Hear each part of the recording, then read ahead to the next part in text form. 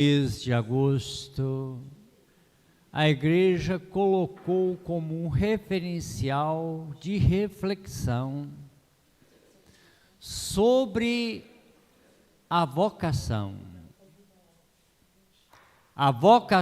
dos discípulos missionários do Senhor Jesus, que somos nós. E refletindo sobre esta vocação de discípulo missionário, nós vamos lapidar as demais outras vocações que vêm acrescentar-se. A vocação de discípulos missionários é o tronco, daí emergem os galhos. A vocação matrimonial, a vocação profissão, e assim nós devemos pôr qualidade e ter convicção em tudo que a gente faz. E conhecendo a palavra de Deus, anunciá-la, mas antes do anúncio, viver. E conhecendo a história da salvação, nós vamos encontrar os altos e baixos da caminhada do povo de Deus.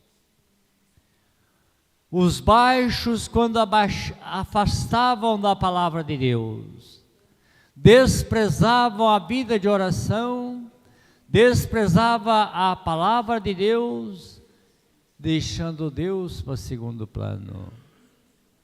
E aí então a fraqueza espiritual apoderava desse povo. E é o que aconteceu com o povo de Israel, quando nós ouvimos na primeira leitura, e Josué, que estava de sentinela, logo percebeu as falhas cruéis que estavam acontecendo, convoca todo o povo de Israel.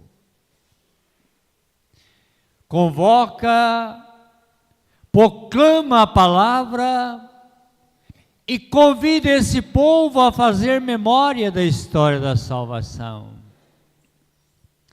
Vocês presenciaram, diz ele ao povo de Israel, os grandes feitos do Senhor. Com mão poderosa, nos tirou do Egito a grande servidão, nos devolveu a liberdade e nos deu a terra prometida. Agora é o momento de refletirmos e servir a esse Deus de mente, coração e entendimento. E agora, Deus nos criou livres. Deus não impõe, Deus propõe. E o porta-voz de Deus, o Josué, convida o povo: vocês são livres. E na liberdade, buscam a escravidão de novo. Por que não viver e adorar esse Deus que é a razão de sermos e existirmos? Sejam a luz e resplandeça o testemunho da fé. Fique vigiando para não ser contaminado com os costumes pagãos, que adoram Deus estranhos, fruto da imaginação humana. Vocês são livres para seguir o costume dos pagãos ou para ser obediente e coerente a esse Deus que é a razão de sermos e existirmos, Ele que tudo criou e nos conduz. Vocês são livres. Isso nos leva a refletir no hoje da nossa caminhada. Nós devemos estar de sentinela. O padre, os membros de pastorais de movimento e ministérios, na família, o guardião, o vigília, o papai e a mamãe. Se vê que está chegando algo inconveniente, reúne a família, converse, partilhe e anuncie a palavra de Deus. Dá testemunho desse Deus para essa igreja em miniatura. Assim nas pastorais e movimento, assim nessa grande família, comunidade igreja. Josué é o exemplo. Ele estava de sentinela. Quando viu que algo abominável estava acontecendo, ele chama a comunidade, entra em diálogo. Vocês são livres, mas a verdade é esta. Eu e minha família preferimos a verdade. Eu e minha família serviremos ao Senhor. E o povo faz o exame de consciência e também faz a sua opção. Longe de nós as coisas abomináveis. Nós também serviremos o nosso Deus, que por nós maravilhas tendes realizado. Nós também fazemos essa opção. Mas não pode ser uma opção estéril, uma opção que leva à ação. Então nós optamos, vamos agir. Vamos evangelizar, vamos testemunhar. Essa é a nossa missão de discípulos missionários. Essa é a vocação que por excelência Deus nos atraiu a exercitá-la. Vamos colocar em prática. E aí vamos encontrar dificuldades? Sim. Muitos obstáculos, não são poucos. Mas de todos eles o Senhor Deus nos libertará. Nós clamamos e Ele está atento ao nosso clamor. Ele nos auxilia, Ele nos capacita para sermos fortes. Nós meditamos no Salmo. E revestido do espírito de fortaleza, não vamos dobrar. Revestido do dom da sabedoria, nós não vamos conformar. Como muitos, agora é moda, agora é assim mesmo. Muitos pais frouxos, muitos avós frouxos, famílias frouxas, agora é moda, é assim mesmo. Não, Jesus Cristo é o mesmo ontem, hoje e sempre. Nós devemos assumir uma posição de discípulos missionários. Não conformar com aquilo que é abominável, senão a salvação fica arruinada. Nós temos que conformar em aceitar a palavra de Deus e praticá-la. Esforce. Deus entra com a graça e não vamos anular e nem achar difícil, como nós encontramos no Evangelho. Capítulo 6 de João, quando Jesus vai trabalhando ali, para mostrar o que Ele vai permanecer na nossa caminhada, e vamos alimentar dele, do seu corpo e sangue, para termos força para vencermos. E Ele fala da Sagrada Eucaristia. Em todo o capítulo 6, você está trabalhando. Eu sou o pão vivo descido do céu. Quem come a minha carne e bebe meu sangue tem a vida eterna. Eu ressuscitarei no último dia. Não morrerá jamais e viverá eternamente. O que Ele fala isso para nós? Que Ele quer viver essa comunhão de amor conosco. E quer de nossa parte essa abertura de viver também essa comunhão de amor com Ele. Viver essa Eucaristia no dia a dia. Na celebração nós comungamos Jesus. Eu comungar com Jesus, eu te aceito, eu te reconheço, só tu tens palavra de vida eterna, a ninguém mais vou buscar. Só você me satisfaz com o Pai e o Espírito Santo. Ele nos fortalece e revigora para a gente viver essa Eucaristia no dia a dia, no ambiente de trabalho, na família, qualquer lugar que estejamos. Sermos um bom representante de Jesus. Não só com palavras, mas com as nossas boas ações do dia a dia.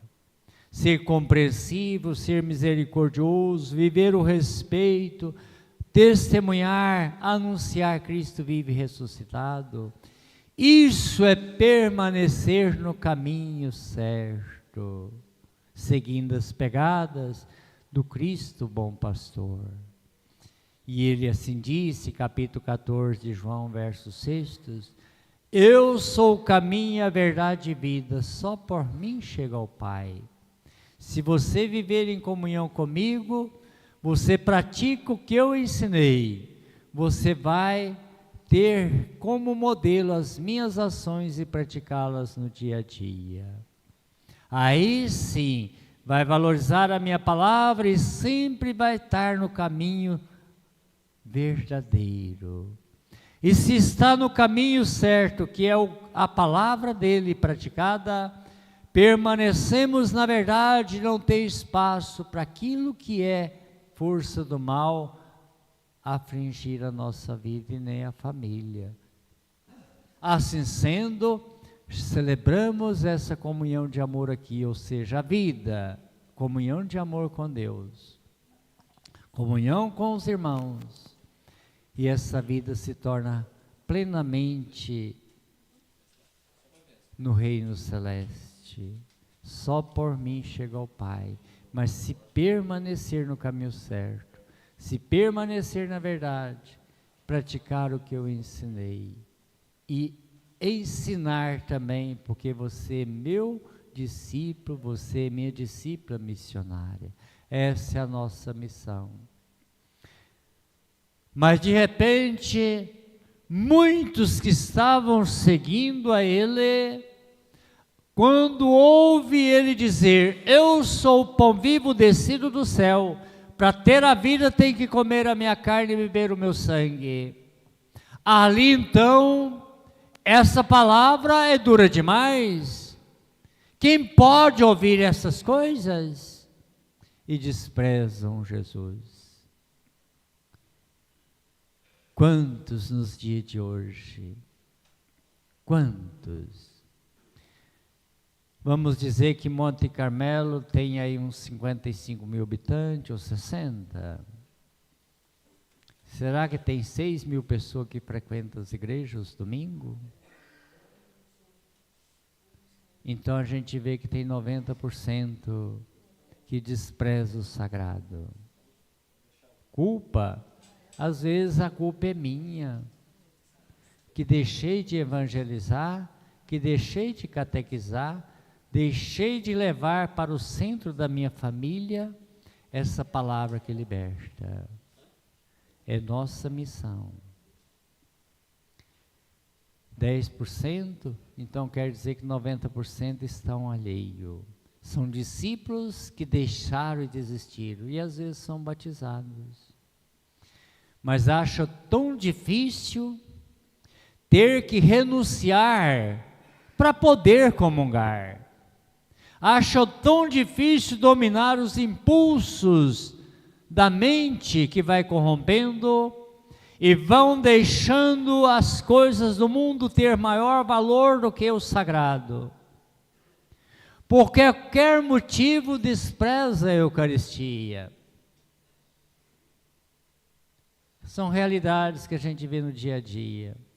A pessoa está ali, está querendo arranjar um namorado e tudo arranjou, já vai morar junto.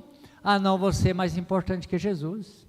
Deixa Jesus para lá. Eucaristia é quando eu não tinha ninguém. Quando eu não tinha ninguém, eu optei por Jesus. São realidades gritantes no dia de hoje. Às vezes está ali, Deus deu a graça de ter bens materiais mais abundantes, ao invés de agradecer a Deus, esses bens que Ele concedeu, não, esses bens agora têm mais valor que a Eucaristia, eu vou cuidar desses bens aqui, agora eu não preciso mais de Jesus não, eu tenho bens materiais que me preenchem, me satisfazem, para que a Eucaristia, para que Jesus na minha vida? Agora eu estou bem, tem algo mais importante na minha vida, e vai desprezando. São fatos reais. Quanto mais Deus concede a graça, mais desprezado ele fica. Se a gente chega alguém chega na gente, a gente tem 10 reais no bolso, alguém fala, me dá R$1, pega na hora e faz. Se eu tenho 100 reais, alguém, eu estou precisando, me dá 10 reais, a gente dá. 10 reais é 10%, de 100, 10 é 10%. Mas se eu tenho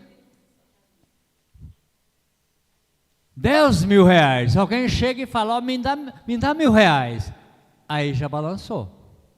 R$1.000? Mas é o mesmo 10%, de 100, 10, de 10, 1. Mas quanto mais aumenta, mais o coração vai ficando endurecido. Ele entra com a graça, nos dá abundantes bens. Mas quando fala que é para ele ser o primeiro lugar, os bens falam, não, deixa Jesus para lá. E ele vai ficando desprezado. São aqueles discípulos que desprezaram Jesus. E Jesus, Deus nos criou na liberdade, e na liberdade Ele quer uma resposta. Ninguém é obrigado. Mas se quer conquistar a santidade, nós temos que passar pelo crivo da renúncia e autodomínio dos nossos impulsos. É fato real. Tem 10 reais, alguém pede R$1, a gente, puf, na hora. Eu estou com 100 reais no bolso, alguém, eu estou precisando de 10 reais, aí me dá, puf. Mas eu tenho 10 mil reais, me dá R$1.000. Ah, não, aí não. Já vai ficar um coração mais duro. É os mesmos 10% lá do começo. E quanto mais aumenta, mais Jesus vai para o segundo plano.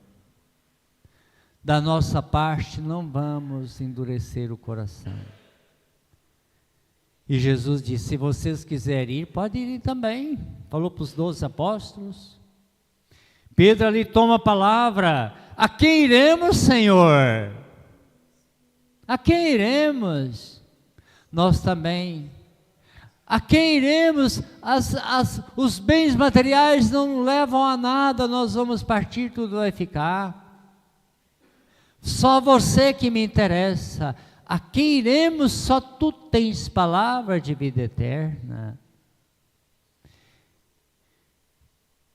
E seguir com muito amor e ardor. Essa é a missão. Seguir, anunciar e testemunhar. Aí sim, nós vamos celebrar essa vida aqui e nada nesse mundo mais nos impedir da comunhão.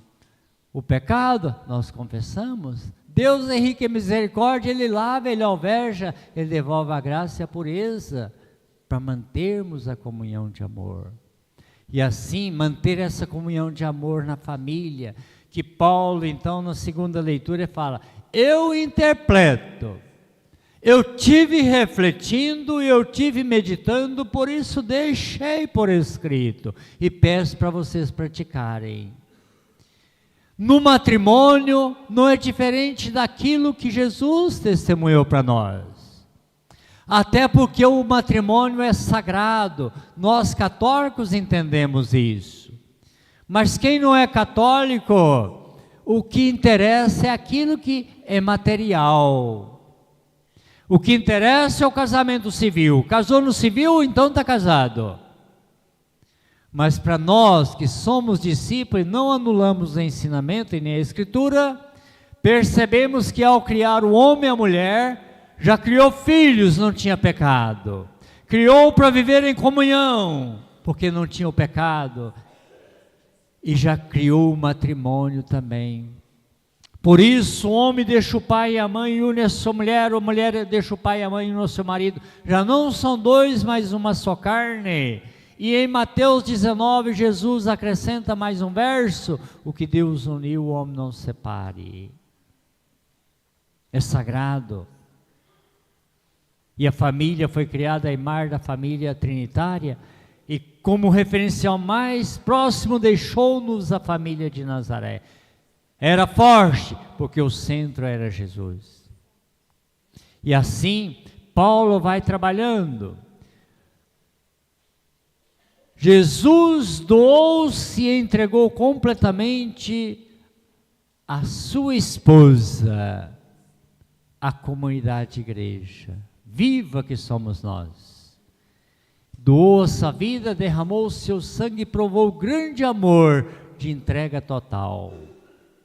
E a igreja, sua esposa, o corpo místico de Cristo. Nós somos membros nesse corpo. Assim também no matrimônio, o marido deve renunciar a si mesmo e viver para fazer a esposa feliz. A esposa já não vive para si mesma, ela vive para fazer o esposo feliz. Os pais sacrificam, estão doentes, vão trabalhar, faz isso e mais aquilo, porque vive para fazer os filhos felizes. E que os filhos compreendam isso e não vivam para si e nem satisfazer os seus desejos mesquinhos, mas vivam para fazer os pais felizes. Uma família que vive assim é uma família cheia de Deus, de paz, de harmonia e de fraternidade. E é isso que Paulo ensina na segunda leitura que ele escreve aos Efésios e hoje a nós. Valorize, foque a família. A família é a pérola preciosa que nós temos. Como é bom ter uma família. Às vezes a gente está viajando, a gente posa naqueles hotéis luxuosos, ali naqueles lugares tão chique e aconchegante. Mas aquilo lá não preenche nada na nossa vida. O nosso sonho é estar na nossa casa. E quando a gente chega, pode ser um barraquinho de lona, a gente chega, a gente senta, a gente deita. Que harmonia, que paz. Aqui é o meu lugar. Aqui é família. Por isso essa paz, esse perfume gostoso da unidade, do companheirismo, da solidariedade, da fraternidade, é sagrado. Você sabe disso. Está viajando, está lá no lugar, está aconchegante, não tem mais coisa que falta. Mas tem uma coisa que não completou. Não tem a alegria que eu tenho no meu lar. Não tem a alegria que eu tenho no seio da minha família. Aqui não tem a profundidade do amor que eu tenho lá dos meus familiares. Valorize essa pérola preciosa. Valorize. Ontem à noite até disse o seguinte: não deixe virar rotina a vida, não. Se eu deixar meu sacerdote virar rotina, eu vou até abandonar ele. Porque não tem sentido, virou rotina. Na família hoje, o que está destruindo a família é a rotina. Não tem diálogo, não tem partilha, não tem comunhão, não tem nada. Vazio de tudo, o individualismo tomou conta de tudo. Levanta cedo, passa um pelo outro, chega em casa, parece que não conhece. Sendo que nos pequenos detalhes a gente levanta a autoestima de qualquer um. Poucas palavras, eu disse ontem, com 30 segundos a gente levanta a autoestima de alguém. Um sinal, um gesto, um oi ou poucas palavras. Está lá, dá um abraço, filho, eu te amo. Esse filho já sai ali, a autoestima dele vai em cima. A esposa também. Um bom dia, que você seja feliz nesse dia. Simples, 30 segundos. Transforma tudo, renova tudo, põe diálogo na família. E a alegria vai exuberar, florescer e vai virar um mar de rosas. Louvado seja nosso Senhor Jesus Cristo. Para sempre seja